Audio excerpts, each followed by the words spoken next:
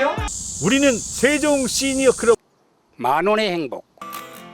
사랑이 필요한 거죠. 세종 시니어 TV 만 원의 행복. 오늘은 은행잎을 따라서 세종시 역사 기행을 떠나볼까 합니다. 임난수 장군의 을이 살아 숨쉬는 숭모각과 세종리 은행나무, 덕천군사우, 그리고 덕성서원을 차례로 소개해드리겠습니다. 지금 우리가 와 있는 이곳은 숭모각인데요.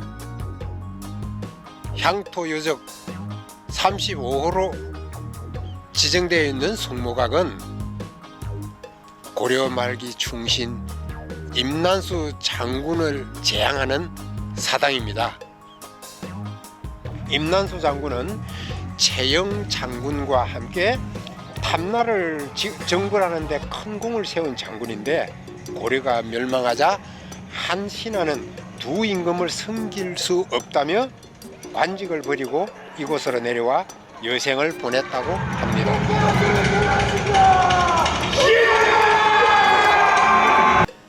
전월산에도 임난수 장군과 관련된 전설이 내려오고 있다면서요?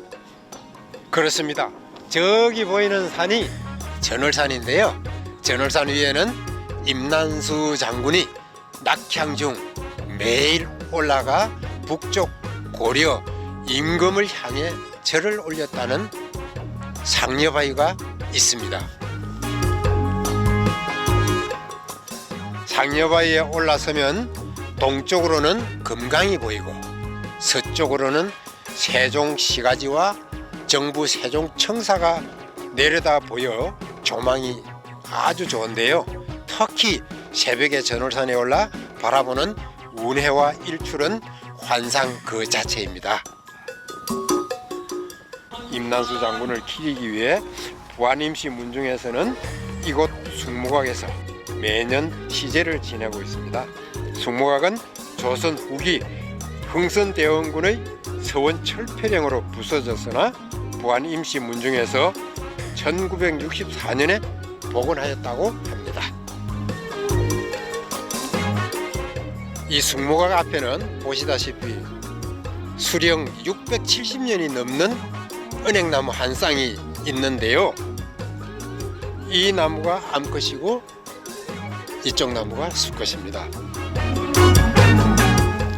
이 은행나무는 임난수 장군이 심은 것으로 전해지고 있으며 세종시에서는 기념물 제8호로 지정하여 관리하고 있습니다. 나라에서 큰 변이 생길 때마다 은행나무가 울었다고 하는데요. 1910년 경술국치와 한국전쟁 때 울었다고 합니다. 또 일제강점기에는 일본인들이 이 나무를 베려고 했으나 나무에서 이상한 소리가 나서 베지를 못했다고 하니 참 신기한 일이지요. 그러니까 이 은행나무는 정말 살아있는 전설이네요. 와, 근육이 장난이 아니네. 세종리 은행나무는 임난수 장군의 기계를 과시하기라도 하듯 700살이 된 지금도 생생하게 자라고 있습니다. 가을이면 노랗게 물든 두 그루의 은행나무 아래서 낙엽을 밟으며 임난수 장군의 충절과 기계를 되새겨 봅니다.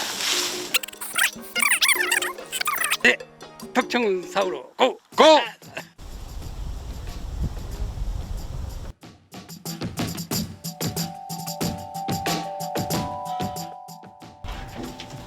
뭐 가운데가 이제 들어가는 문이고요. 네. 요 가운데 문은 신문이라 해서 이제 제사에 관한 신에 관한 물건들만.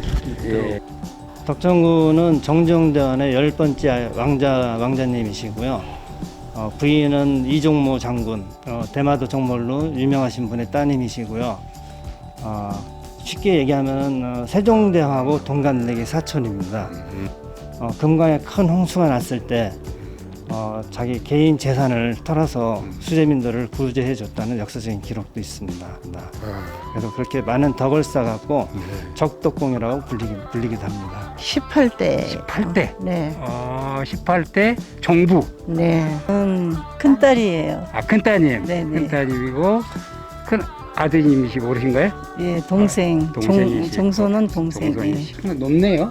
예. 어떻게 올라가는 거예요? 이게 제사는 예법이고 격식이 다 있습니다. 그래서 올라갈 때도 이게 공손하게 올라가는데 합보라고 해서 오른발을 먼저 올리고 왼발 합치고 다시 이런 식으로 이렇게 천천히 앞에 손을 예, 발을 예. 합치면 손은 이렇게 공수 이렇게 하시고 네. 그 내려올 때는 반대로 왼발이 먼저 내려오고 우와. 이렇게 이런 식으로 아이고, 어렵다. 평상시는 그냥 가셔도 되고요. 내산문인데 문이 3개 있죠. 오른쪽이 들어가는 문이고 맨 왼쪽이 나오는 문. 가운데 문은 신문이라고 해서 제사에 관련된 음식이라든가 제사 용품만 왔다 갔다 할 수 있는 그런 문입니다. 그래서 제사 지낼 때는 이게 동계라고 그러거든요. 오른쪽에 있는 게. 종손이 이제 제사의 주인이거든요. 그래서 종손이 올라갈 때는 저쪽으로 올라가고 일반인들은 다른 분들은 다 일리 올라가셔요. 저리 올라가래. 예. 덕천군과 덕천군의 부인의 그 신주 위패를 모시고 있죠. 두 분만 모시나요? 예. 그래서 부조묘라고 그래갖고 임금님이 대대손손 제사를 지내라고 보통 사당은 사대가 지나면은 사당에서 밖으로 산으로 모셔서 이제 시제를 지내는데 여기 덕천군 같은 경우는 임금님이 밖으로 모시지 말고 안에서 대대손손 영원히 제사를 지내라고 해서 부조묘. 부조묘. 예. 가문의 집안의 영광이죠. 부조묘가 있다는 거는. 교지라고 해서 임금님이 내려주신 공문서죠. 그러니까 그 덕천군에 대한 벼슬 내린 그 교지. 교지. 그건 덕천군 할아버지, 덕천군에 대한 교지인데 고종 때 고종 황제가 내려주신 거고요. 네. 저 오른쪽은 그 부인 장수희 씨, 이종무 장군의 따님이시죠. 요 산소는 우리 경국대전에 보면은 왕자의 묘는 도성 밖 백리 밖으로 못 나가게 돼 있어요. 네. 그래서 그 남한산성, 예. 남한산성에 이제 그쪽 모셔져 있었는데 네. 그쪽에 군 부대가 이제 주둔하면서 네. 74년도에 네. 일리 천장을 하게 됐죠. 우측부터 있는데요. 우측에 샘천자, 근원원자. 샘의 근원이 깊을 심자. 깊고 깊어서 만고 아주 오랜 세월 만년 오랜 세월 불칼지라도 절대 마른 일이 없다. 이건 곧 우리 덕천군 자손들이 이제 번성한 거를 이렇게 한문으로 표현한 것 같습니다. 천원 심장 만고 불갈. 어려운 시기에 왕자로서 덕행을 쌓은 덕천군 거의 훌륭한 인품을 가슴에 새깁니다. 왕자이면서도 농부들과 함께 어울리며 농사도 짓고 어려운 사람들을 적극적으로 돕는 노블리스 오블리제를 몸소 실천하신 분이라는 생각이 듭니다. 그 덕에 후손들이 번창한 것 아닌가 여겨집니다.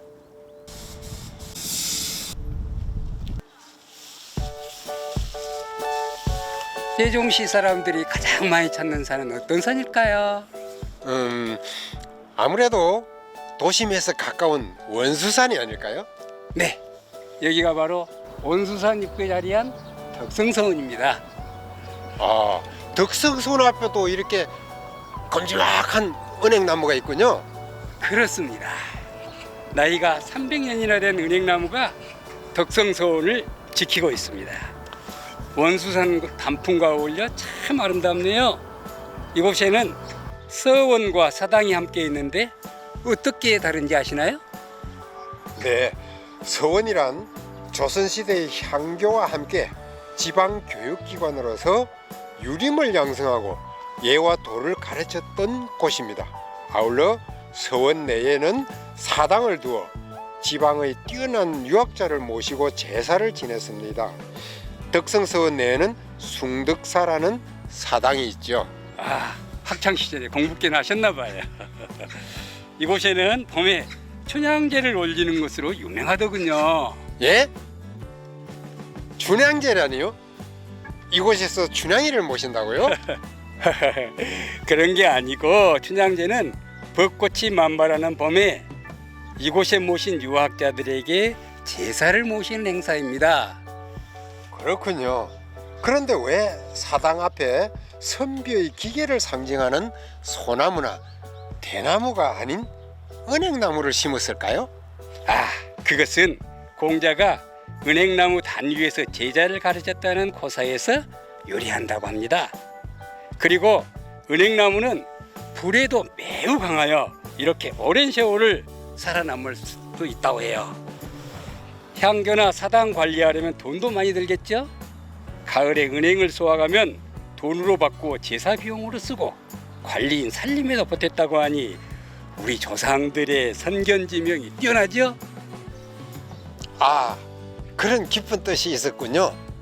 덕분에 세종시 역사기행 잘했습니다. 이것으로 세종시 가볼 만한 곳을 찾아다녔던 만원의 행복을 모두 마치겠습니다. 지금까지 세종 시니어TV 이송희 김비섭이었습니다. 내년에 더 새로운 모습으로 다시 뵙겠습니다. 안녕히 계십시오.